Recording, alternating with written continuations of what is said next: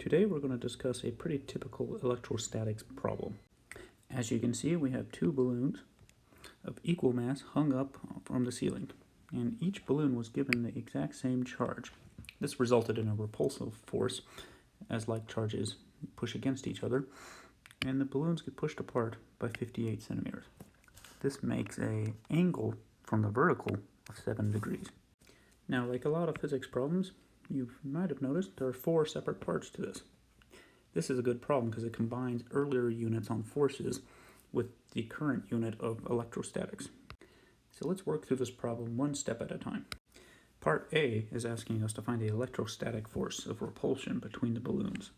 For this, we'll use Coulomb's law, which is the magnitude of the electric force is equal to Coulomb's constant times the two charges multiplied by each other divided by the square of their distance of separation. And plugging in some values, we have 9 times 10 to the 9 Newton meters squared over Coulomb squared, which is Coulomb's constant.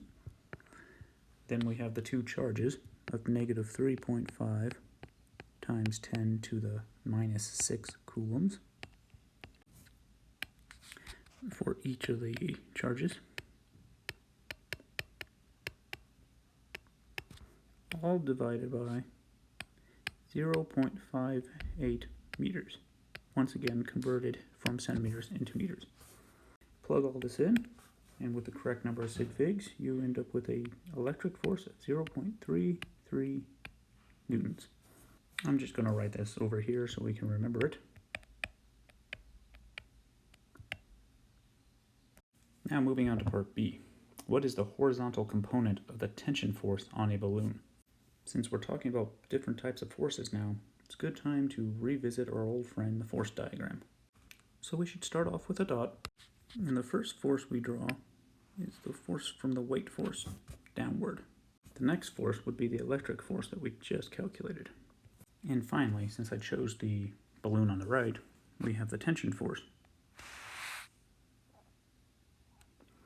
Now this isn't necessarily drawn to scale, but it works for a diagram.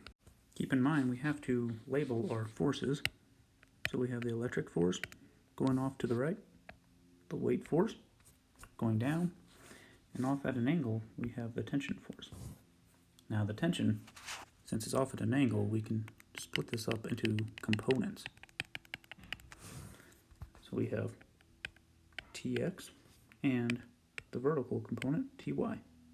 Looking at the diagram, we can see that this angle here is equal to theta. Now if you recall Newton's laws, we can now say in the horizontal components that the horizontal tension component is equal to the electric force, which for this problem was 0.33 newtons. Of course, it's in a negative direction.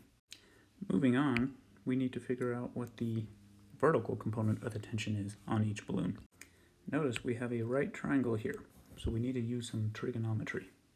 Fortunately, we don't have to find the total tension, just we're only interested in the vertical and horizontal components. So that allows us to use the tangent function. So tangent of theta is equal to opposite over adjacent. So for this balloon, that is equal to the horizontal tension divided by the vertical tension. Rearranging this, we can find that Ty is equal to Tx all over the tangent of theta. Plugging in some numbers, we have 0.33 newtons divided by tangent of 7 degrees. Make sure you're in degrees, not radians. And you will get, in the end, 2.7 newtons of upward force provided by the tension in the string.